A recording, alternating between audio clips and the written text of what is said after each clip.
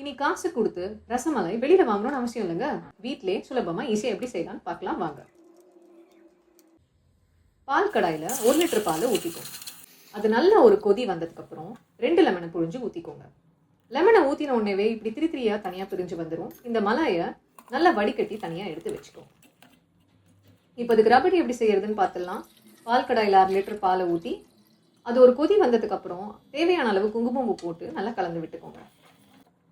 இதில் 50 கிராம் சர்க்கரையை சேர்த்து நல்ல ஒரு கொதி வந்ததுக்கு அப்புறம்